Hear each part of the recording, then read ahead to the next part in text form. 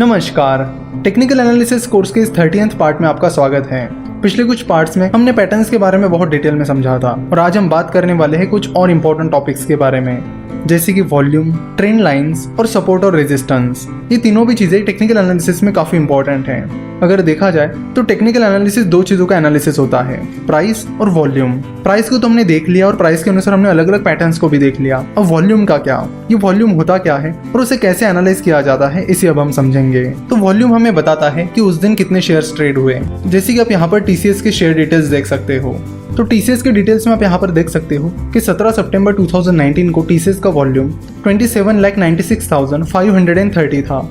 यानी इसका मतलब है कि उस दिन 27,96,530 शेयर्स ट्रेड हुए, यानी उतने शेयर्स का लेन देन हुआ। तो वॉल्यूम हमें बताता है कि उस पर्टिकुलर दिन या उस पर्टिकुलर टाइम में कितने शेयर्स का लेन देन हुआ।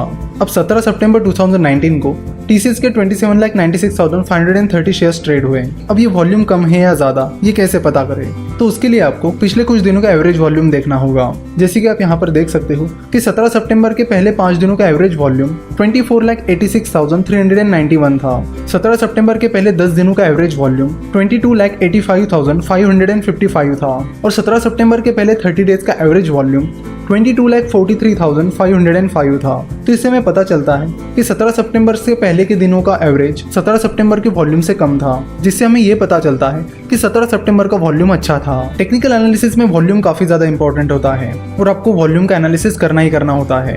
तो जिस दिन ज्यादा वॉल्यूम होता है तो उस दिन ये माना जाता है कि उस दिन जो भी मूवमेंट हुई है वो इम्पोर्टेंट थी। यानी मान लेते कि 2 रिवर्सल पैटर्न्स हैं। एक दिन के रिवर्सल पैटर्न के दिन वॉल्यूम कम था और एक दिन के रिवर्सल पैटर्न के दिन वॉल्यूम ज़्यादा था।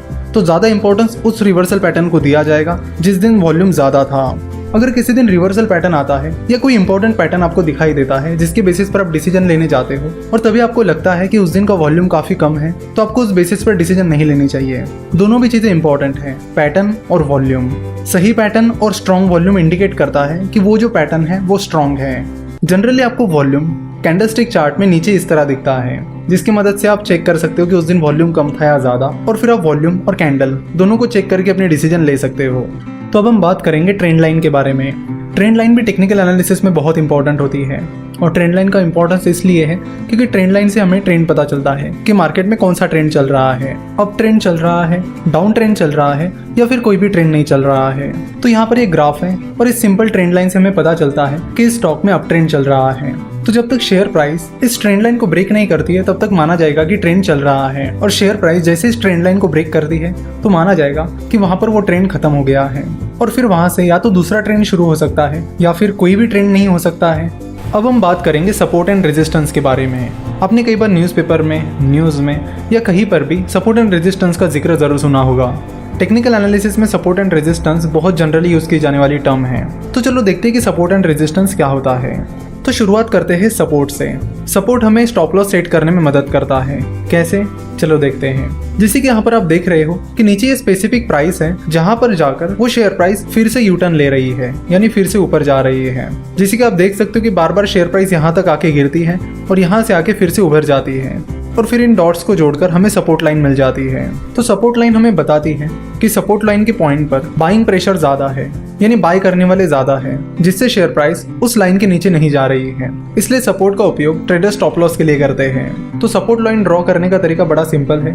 आप इस ग्राफ को देखकर तुरंत पहचान सकते हो कि कौन कौन से पॉइंट पे आकर शेयर प्राइस फिर से वापस ऊपर चली गई है, और उन पॉइंट्स को जोड़कर आप सपोर्ट लाइन बना सकते हो जो कि आपके लिए आपका स्टॉप लॉस का काम करेगी।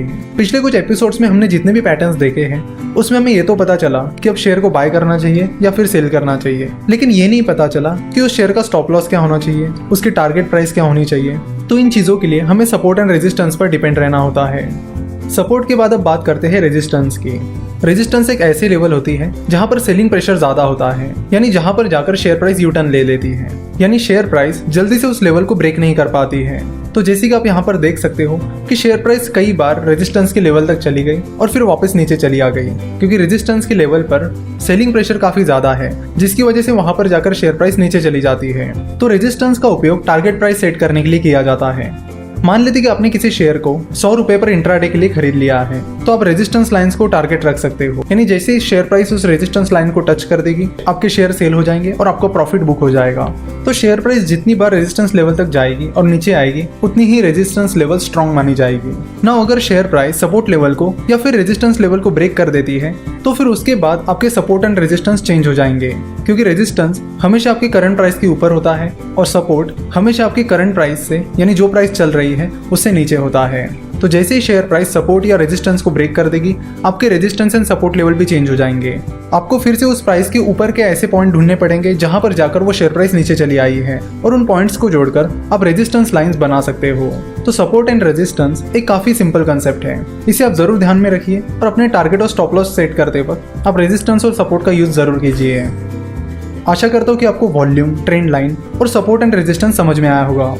नेक्स्ट लेक्चर से हम इंडिकेटर्स के बारे में बात करेंगे कि कौन कौन से टेक्निकल इंडिकेटर्स होते हैं और उन्हें आप कैसे यूज कर सकते हो। कई तरह के डिफरेंट टेक्निकल इंडिकेटर्स होते हैं, तो हम जल्दी जल्दी जो इंपॉर्टेंट इंडिकेटर्स हैं उनको पूरी डिटेल में समझ लेंगे। आशा करता हूँ कि आपको आज का एपिसोड पसंद आया होगा।